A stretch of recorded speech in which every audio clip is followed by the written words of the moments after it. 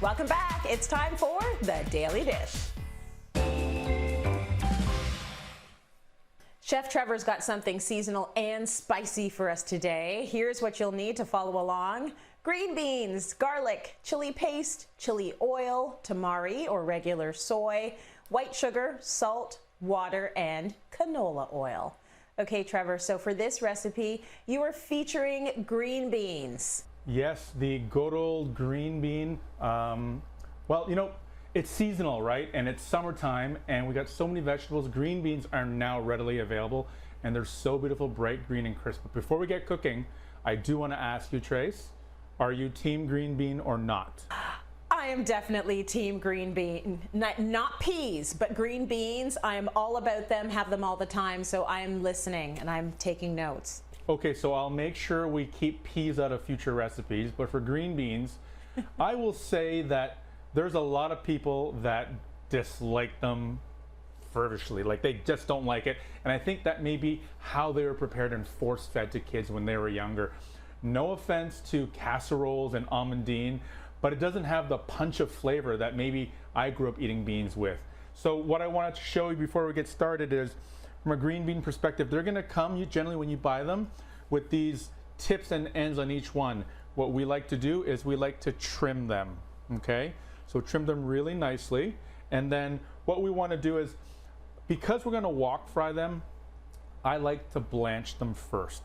And what the blanching does is gonna give it a real quick cook before they go into the wok, okay? We're gonna turn our pan on medium high.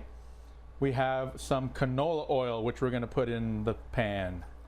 Okay, now the canola oil is getting heated up. What we want to do is we want to throw in minced garlic. Love garlic. You're going to hear that garlic sizzling into the pan. I'm going to add a little bit more oil here. There we go. We're going to let that cook off a little bit, okay?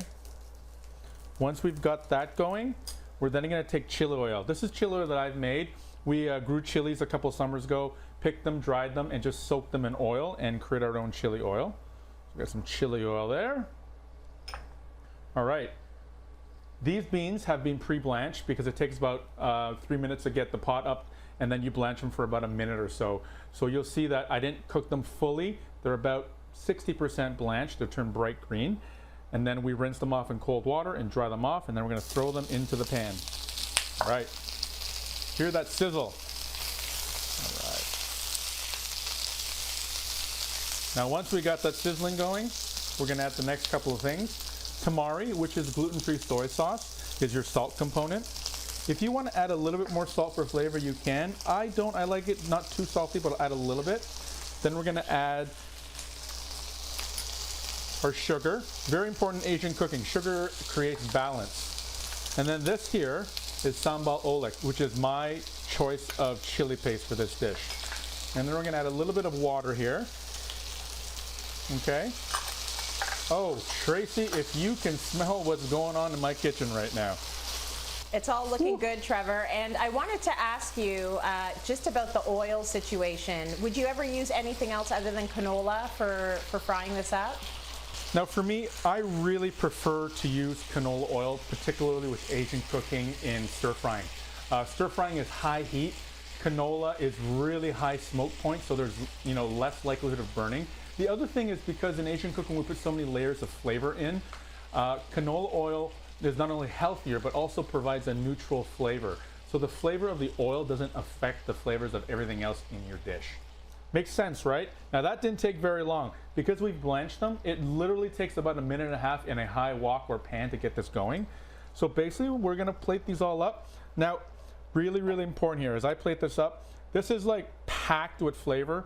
You might want to adjust it depending on how you're feeding or who you're feeding at home. If you've got the kids and they're not into the spice that much, then you want to tone down that chili paste a little bit. And that's it. This is a great traditional style Asian green bean dish that we would cook growing up. A lot of times we would add protein to it as well. So if you wanted to add a ground meat like a pork or a beef, you can do that as well. But this might change your opinion of green beans because it's not sitting in a casserole dish baking in the oven. So that is our spicy chili green beans. It looks amazing. I'm sure it smells amazing. And often I feel what we need with our recipes to make it tastes good is flavor. And that's what you have done, Trev. Thank you so much for that.